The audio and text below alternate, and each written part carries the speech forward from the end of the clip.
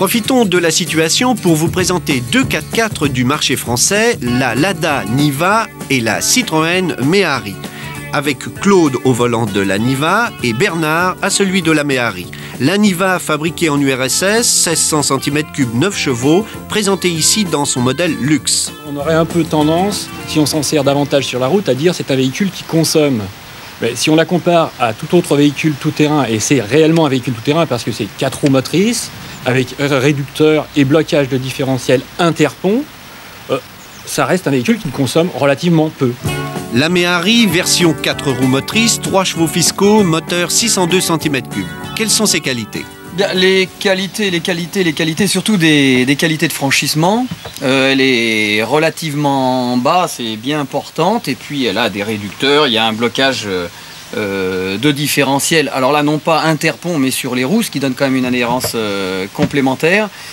Je dirais que c'est une bonne mécanique. Quand on reste, c'est un peu léger quand même, hein.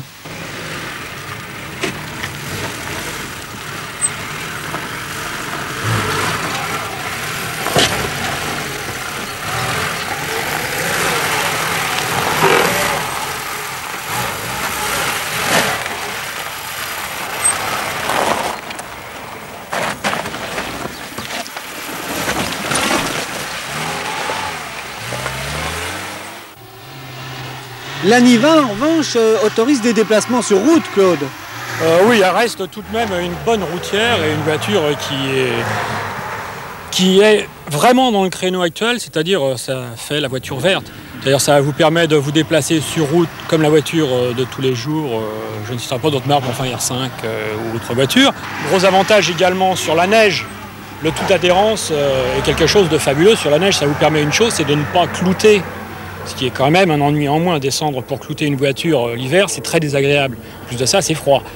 Et bien sûr, les gens qui se retrouvent cultivateurs ou voire vétérinaires ou autre chose, ça ouvre quand même pas mal de portes.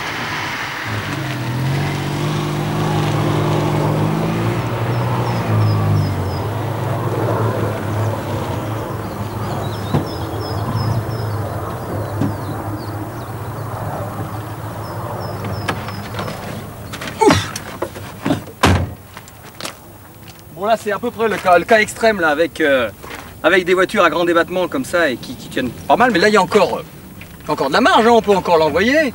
Puis bon bah elle est comme ça, autant profiter et voir un peu comment c'est fait là-dessous. Ce qui la différencie des autres voitures, c'est la traction arrière. Là tu as un pont qui te renvoie 2 cardans. Bon bah là on se rend bien compte qu'elle est motrice sur les 4 roues, hein. Et là bah on va la descendre maintenant, il n'y a pas de problème.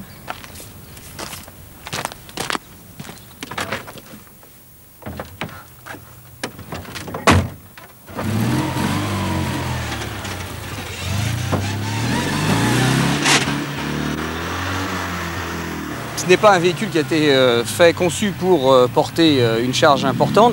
C'est essentiellement un véhicule on peut le qualifier de liaison, avec cependant des limites en garde au sol entre autres. Elle est relativement basse, des limites en diamètre de roue.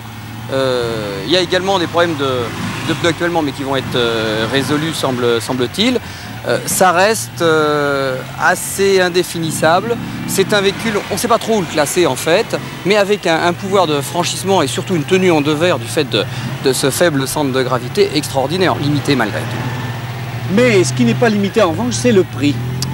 Ah, alors c'est là je crois où la Méhari blesse, a du mal à franchir le pas par rapport à ses consoeurs et plus particulièrement à la Lada Niva, c'est qu'elle fait quand même plus de 50 000 francs. Avec aussi des accessoires de bâche, une position de volant et un pédalier, pas toujours évident.